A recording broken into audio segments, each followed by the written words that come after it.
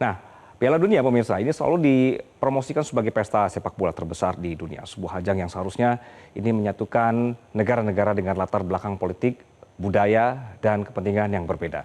Namun sejak hari-hari pertama penyelenggaraan Piala Dunia 2026, Amerika Serikat justru menghadapi gelombang kritik karena bukan soal stadion yang belum siap saja, bukan soal transportasi dan juga bukan soal pertandingan.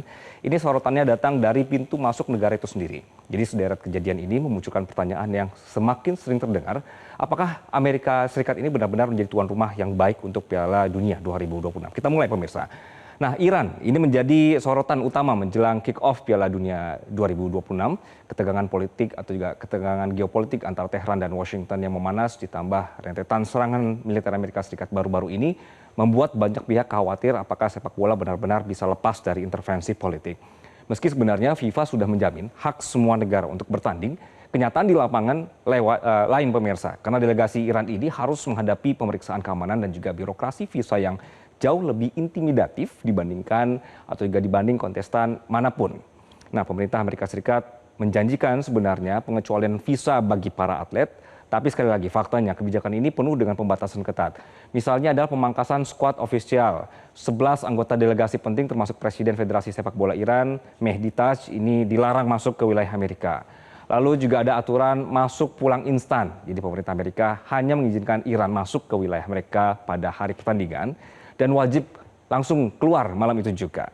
Nah, mereka ini dilarang menginap maupun menggelar konferensi pers H-1 di tanah Amerika. Lalu juga ada persoalan pengungsian base camp-nya. Jadi akibat hambatan ini, Iran terpaksa memindahkan markas latihan mereka dari Arizona ke Tijuana, Meksiko. Ada juga soal misalnya boykot supporter, alokasi tiket untuk supporter Iran yang sempat dicabut, dan sebagian besar jurnalis mereka yang ditolak visanya. Kita lanjutkan, kontroversi berikutnya juga menimpa Omar Artan, wasit elit asal Somalia yang baru saja dinobatkan sebagai wasit terbaik Afrika. Artan dipilih oleh FIFA sebagai salah satu dari 52 pengadil resmi untuk Piala Dunia 2026. Ini sebenarnya adalah momen bersejarah untuk Somalia karena punya wakil di panggung sepak bola tertinggi jagat raya. Namun mimpi besar ini hancur berantakan di pintu imigrasi. Beberapa fakta pahit di balik pembatalan tugas Omar Artan ini, misalnya dia diinterogasi 11 jam pemirsa. Jadi begitu mendarat di Bandara Internasional Miami, Artan langsung ditahan dan diinterogasi selama 11 jam oleh otoritas bea cukai dan juga pelindungan perbatasan Amerika. Lalu pemerintahan Donald Trump menolak izin masuknya atas alasan dalam tanda kutip masalah keamanan. Nah, pejabat Amerika kemudian menuduhnya punya keterkaitan dengan kelompok militan Al-Shabaab, sebuah klaim yang kemudian dibantah keras oleh Artan sendiri. Dokumennya sebenarnya lengkap, tapi diabaikan. Padahal Artan ini punya dokumen resmi dari FIFA, juga memegang paspor diplomatik, dan mengantongi visa Amerika yang sah yang diterbitkan seminggu sebelumnya. Presiden FIFA, Gianni Infantino, menyayangkan kejadian ini, namun menyatakan FIFA tidak punya kuasa hukum untuk mengintervensi kebijakan imigrasi negara tuan rumah. Sebagai gantinya FIFA berkomitmen tetap membayar penuh gaji turnamen milik Artan. Lalu, bukan hanya soal Iran dan juga Somalia, Senegal juga ikut merasakan getirnya diskriminasi birokrasi di pintu masuk Amerika Serikat.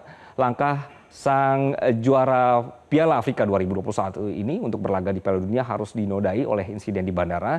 Misalnya sejumlah pilar penting tim mulai dari staf teknis sampai jajaran ofisial delegasi ini terpaksa menjalani interogasi berlapis, kemudian verifikasi dokumen yang sangat melelahkan. Lalu pemeriksaan super ketat ini terindikasi juga tebang pilih. Prosedur imigrasi yang intimidatif dan interogasi panjang ini nyaris selalu menimpa negara-negara dari kawasan tertentu, misalnya adalah Afrika dan juga Timur Tengah. Sebaliknya negara-negara Eropa atau Amerika Latin melenggang masuk dengan karpet merah tanpa hambatan berarti.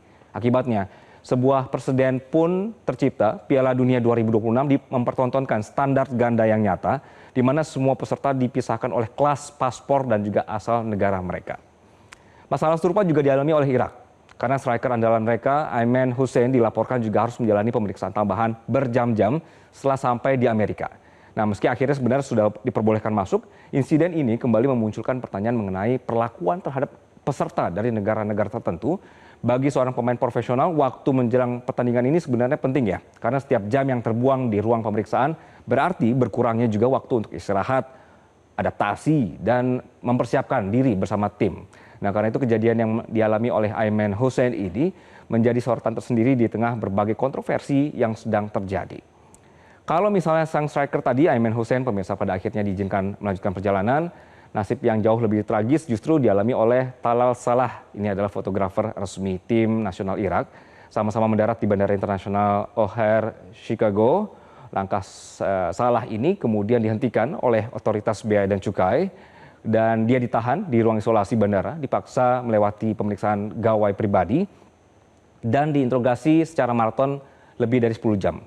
Sebenarnya dia sudah punya visa resmi dan juga akreditasi penuh yang diterbitkan langsung oleh FIFA, otoritas Amerika Serikat, tapi kayaknya tidak kasih izin. Dia dinyatakan tidak memenuhi syarat masuk dan atas dasar informasi rahasia keimigrasian. Itu alasannya. Jadi langsung dideportasi malam itu juga dan dipulangkan ke Baghdad via Madrid.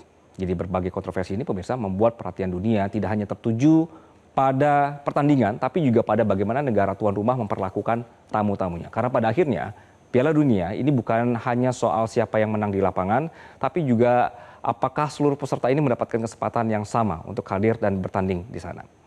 Metro Siang akan kembali pemirsa usai jeda dengan informasi lain. Presiden Donald Trump. Jelajahi cara baru mendapatkan informasi. Download Metro TV Extend sekarang.